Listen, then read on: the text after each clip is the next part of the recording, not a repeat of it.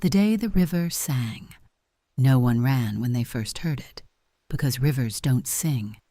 But that morning, in the village of Nuoma, the water made a sound that stopped every conversation in the air. It wasn't wind, it wasn't animals. It was a voice coming from the river. Kola was the first to hear it clearly. He froze by the riverbank, eyes locked on the water. It sounded almost like a memory trying to become sound. Behind him, the village was already arguing again. The river was shrinking. Some said it was bad farming. Some said it was punishment. Some said it was just nature running out of patience. But Kola didn't believe any of it, because the river wasn't dying quietly. It was trying to speak. Days earlier, Kola had noticed something strange. The water level didn't just drop. It hesitated like it was tired. Fish were gone. The soil near the banks cracked like old skin.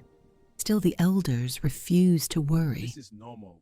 We have seen dry seasons before, they said, but this felt different. One night, Kola stayed longer than usual. That's when he heard it again. Not words exactly, but something shaped like emotion, like pain moving through water. He ran to the elders. "The river's trying to tell us something," he said. They laughed. Water does not talk. But Kola kept returning, and every day the sound grew clearer, until one evening he followed it upstream.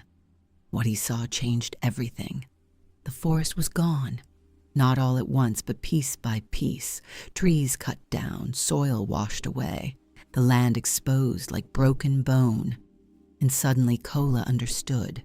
The river wasn't cursed.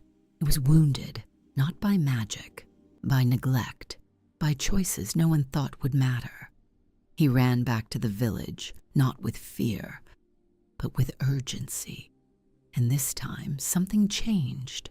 People followed him, not because they believed him, but because they were finally willing to see.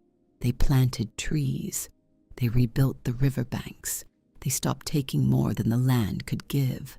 Slowly, the river began to return. Weeks later, Kola sat by the river again. The water was stronger now, clearer, alive in a way it hadn't been before. And then it happened again. The sound returned, but this time it wasn't broken. It wasn't crying. It was flowing like a song that finally found its rhythm.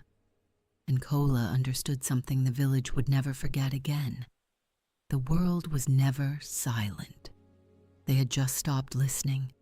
Not everything speaks in words. Some things speak in change, in warning, in consequences we ignore until they become impossible to avoid. So if life ever feels quiet, don't assume nothing is being said. Listen closer, because even the smallest voice might be trying to save you. And if this story stayed with you, stay a little longer. There are more stories like this, waiting to be heard.